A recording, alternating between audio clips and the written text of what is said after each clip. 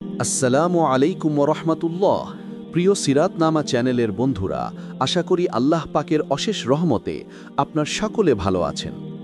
তুমি কি কখনো এমন অবস্থায় পড়েছ যখন মনটা ভারী হয়ে আসে, সব কিছু কেমন অন্ধকার মনে হয় কেউ আমাকে বুঝছে না? এই দুঃসময়ে যদি এমন একটা আমল থাকতো যা তোমার হৃদয়কে শান্তি দিত। মনে করুন আপনি খুব টেনশনে আছেন, অথবা কোনো প্রকার কষ্ট আপনি দূর করতে চাচ্ছেন, কোনো বিপদে পড়লেন, চাচ্ছেন আল্লাহ দ্রুত সমাধান করুক। একটা পরীক্ষিত আমল হলো দরুদের আমল। যে যত বেশি পারবেন মন থেকে দরুদ শরীফ বেশি বেশি পড়বেন। দরুদ শরীফ হলো এমন এক রহমত যার মাধ্যমে গুনাহ ক্ষমা হয়, মন শান্ত হয়, আর দুঃখ কষ্ট ও বিষণ্ণতা থেকে মুক্তি আসে।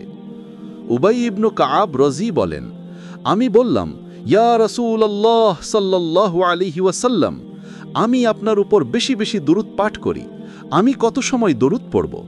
তিনি বললেন, যত তোমার মন চায়। আমি বললাম, চতুর্থাংশ।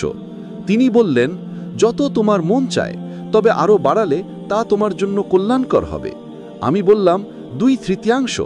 তিনি বললেন, যত তোমার মন চায়, তবে আরও বাড়ালে তা তোমার জন্য কল্যাণকর হবে। আমি বললাম, আমি আপনার জন্য পুরা সময়ই দরুদ পড়ব। তিনি বললেন, তাহলে তোমার দুশ্চিন্তা দূর হবে এবং তোমার পাপ ক্ষমা হবে। তিরমিজির হাদিস। আজই শুরু করো দুরুদের আমল। মন থেকে একবার হলেও আল্লাহুম্মা সল্লি আলা মুহাম্মদ বলো। দেখবে তোমার দুশ্চিন্তা ধীরে ধীরে মিলিয়ে যাবে ইনশাআল্লাহ। যদি এই গল্পটা তোমার মনে ছোঁয়া দেয়, তাহলে লাইক করো, কমেন্ট করো, আমি শান্তির জীবন চাই ইনশাআল্লাহ।